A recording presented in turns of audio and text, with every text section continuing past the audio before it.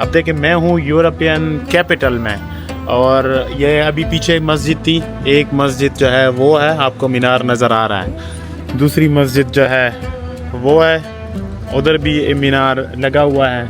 फिर इस तरह ये राइट साइड पे भी बहुत सी मस्जिदें हैं इधर, फिर लेफ़्ट साइड पे भी उधर काफ़ी सारी मस्जिदें हैं। आई एम श्योर बहुत से लोगों को ये नहीं पता होगा कि यूरोप में भी एक ऐसा मुल्क है जहाँ पे मुस्लिम मेजॉरिटी है, और मेजॉरिटी भी 93-94% है। ये रोम, पेरिस या बर्लिन नहीं है। दिस इज कोसोवो, यूरोप की यंगेस्ट कंट्री और one of the few Muslim majority nations in Europe. Hello and welcome back to another vlog. और इस टाइम मैं हूँ यूरोप के सबसे यंगेस्ट कैपिटल में, लेकिन एक ऐसे मुल्क में जहाँ पे परसेंटेज के लिहाज से I think Pakistan, Malaysia, Indonesia, इन ममालिक से ज़्यादा मुस्लिम्स रहते हैं, वो भी यूरोप में।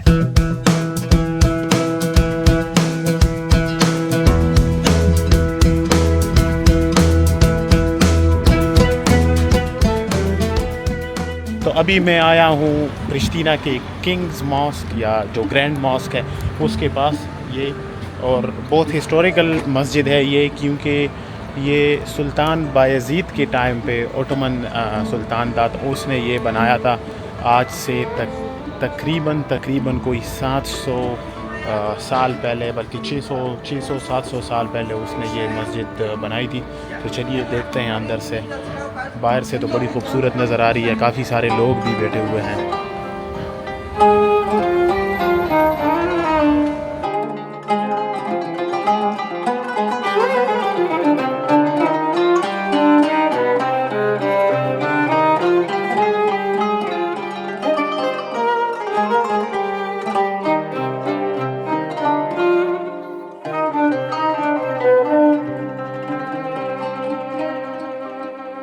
सुल्तान महमद मॉस्क के पास ही ये फिर दूसरा मॉस्क है, यशर पाशा के नाम से।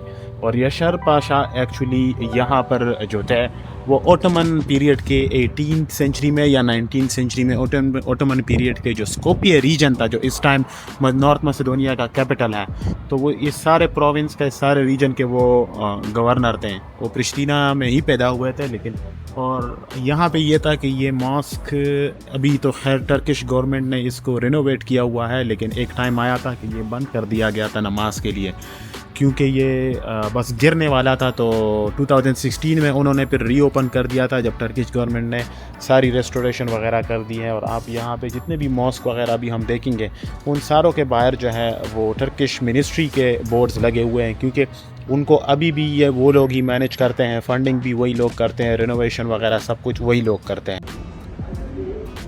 ये सारा जितना भी काम था, तो ये बिफ़ोर एंड आफ्टर जो टर्किश गवर्नमेंट ने इधर इस मस्जिद में किया हुआ है, इसे बहुत ही ज़बरदस्त रेनोवेट किया हुआ है।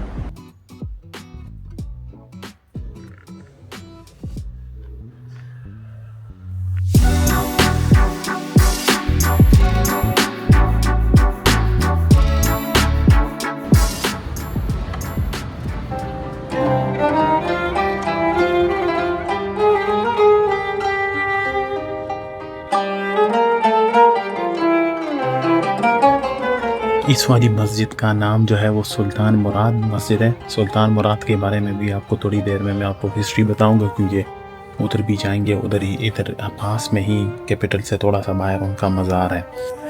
खैर, सुल्तान मुराद जो थे वो उस्मान जो सीरीज़ अभी चल रही है उसमें जो ओरहान है, उस्मान के बेटे, तो उस्मान के नवासा और सुल्तान ओरहान के बेटे थे सुल्तान मुराद। तो ये उनके ज़माने की जो है मस्जिद है, 1389 की। 1389 में वो कोसोवो में इधर वॉर हुई थी जब ओटोमन्स आए थे यहाँ पे। तो ये उस ज़माने की मस्जिद है, और इसको भी अभी रिसेंटली टर्किश गवर्नमेंट ने रेनोवेट किया हुआ है।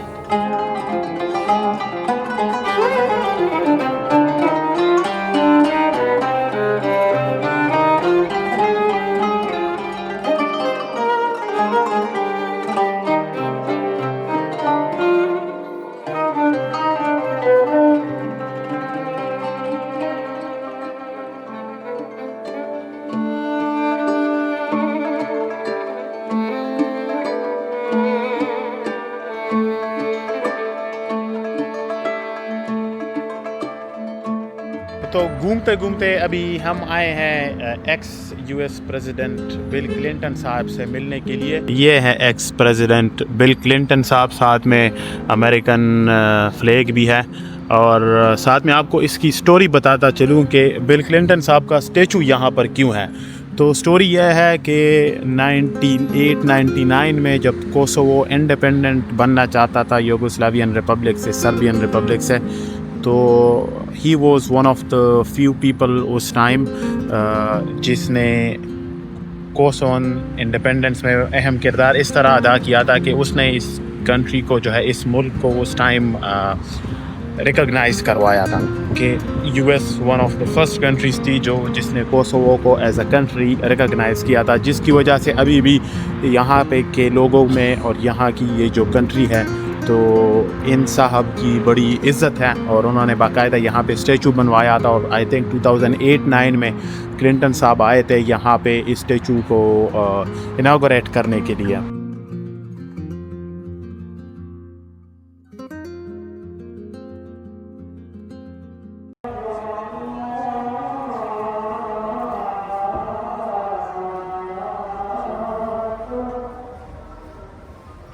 कोसोवो आने का एक दूसरा रीज़न भी मैं आपको दे देता हूँ, हो सकता है उससे भी आप कन्विंस हो जाए इधर आने के लिए, कि आज तक मैंने जितने भी 32-33 कंट्रीज़ मैंने ट्रैवल किया है पाकिस्तान समेत, मैंने कोसोवो से सस्ता तरीन मुल्क कहीं पर नहीं देखा है।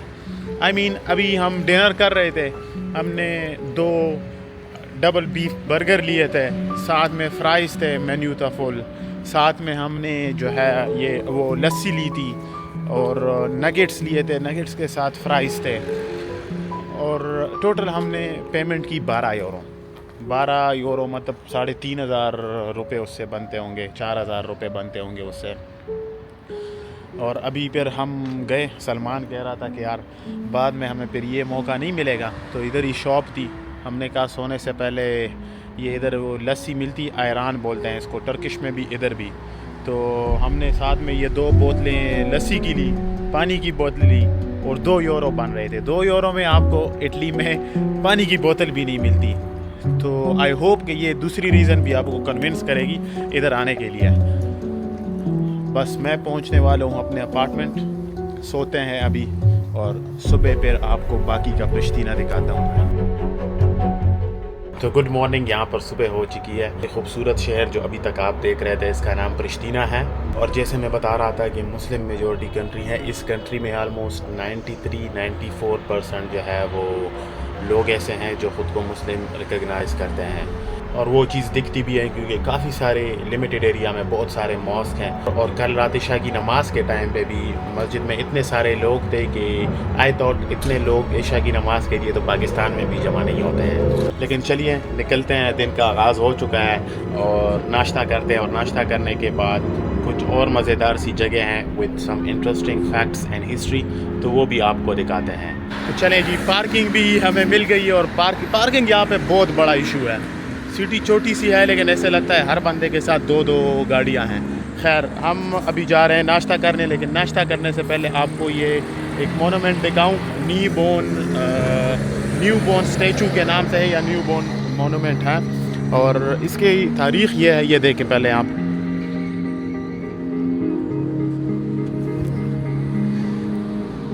अच्छा, इसके बारे में बोला जाता है कि ये जब कोसोवो ने सर्बिया से अपनी इंडिपेंडेंस ली थी तो उसको सेलिब्रेट करने के लिए उन्होंने ये मोनूमेंट यहाँ पे बनाया था।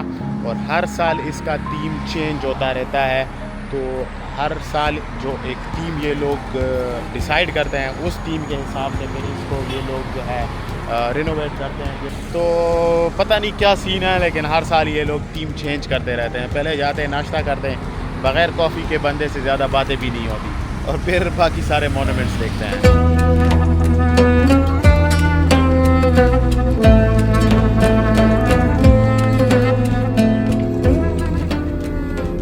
ये बिल्डिंग जो है, कहने को तो ये नेशनल लाइब्रेरी ऑफ कोसोवो है, लेकिन अगर आप ये गूगल पर सर्च करें तो आपको बहुत दफ़ा ये मिलेगा कि this is the world's ugliest building, मतलब दुनिया की सबसे बदसूरत तरीन बिल्डिंग।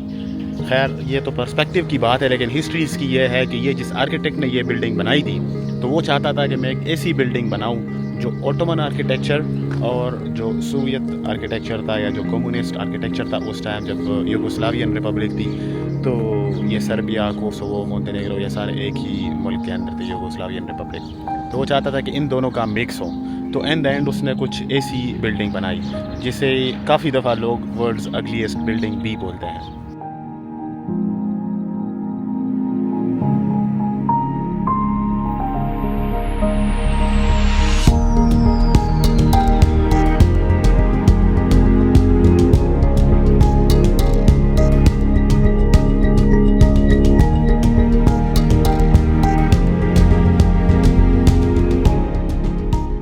इस लाइब्रेरी का मेन ऑडिटोरियम है और एंट्री यहाँ पे बिल्कुल फ्री है, तो फ्री में आ सकते हैं।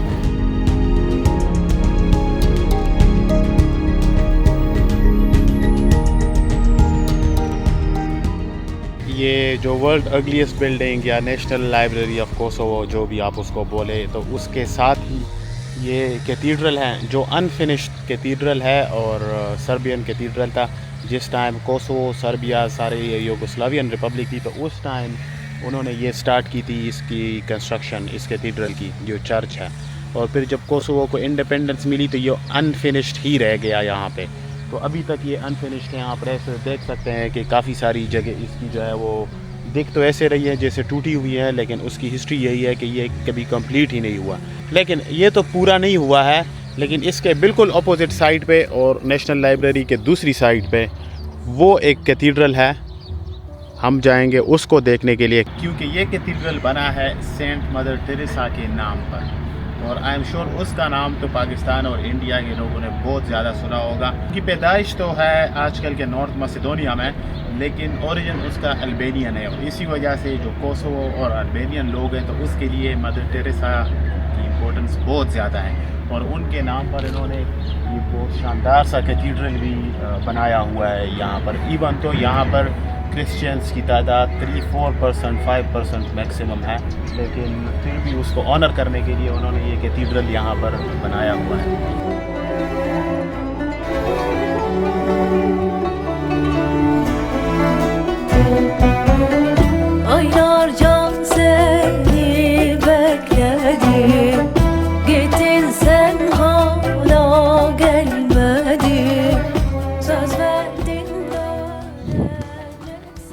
अगर आपको भी मेरी तरह हिस्ट्री का शौक़ है और हिस्ट्री आपको बहुत पसंद है, और अगर आप प्रिश्तीना आएँ और इस जगह नहीं आएँ तो फिर आपने कुछ नहीं देखा है।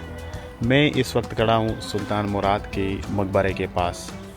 असल में सुल्तान मुराद जो थे वो जो सुल्तानत उस्मानिया के बानी थे, उस्मान थे उसके नवासे, और उसके बेटे ओरहान के बेटे थे ये।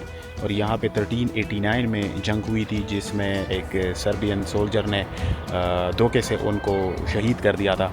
तो उनके जो इंटरनल ऑर्गन्स हैं वो यहाँ पर दफन है और बॉडी उन्होंने वापस भिजवा दी थी टर्की, तो वो टर्की में दफन है। और ये यहाँ पे उनका मकबरा है। प्रिश्तीना से आपको लगेंगे कोई 10-12 मिनट लगते हैं बाई कार, तो स्ट्रेट में आप यहाँ पर आ सकते हैं। मस्ट सी प्लेस हैं, ज़रूर आएँ ये जगह देखने के लिए।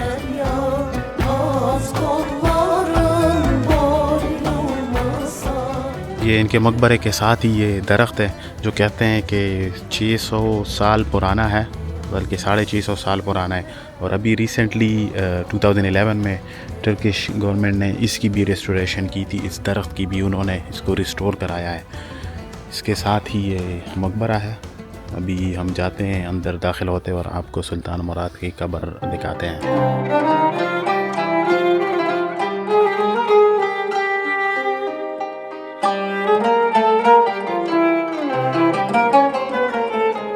ये इसकी कब्र मुबारक के साथ जो है बाकी भी इधर छोटी छोटी कब्रें हैं, और इस पे ये लिखा हुआ है कि जितने भी यहाँ पे इस मकबरे का ख्याल रखने वाले बंदे थे तो ये उनकी कब्रें हैं यहाँ पे।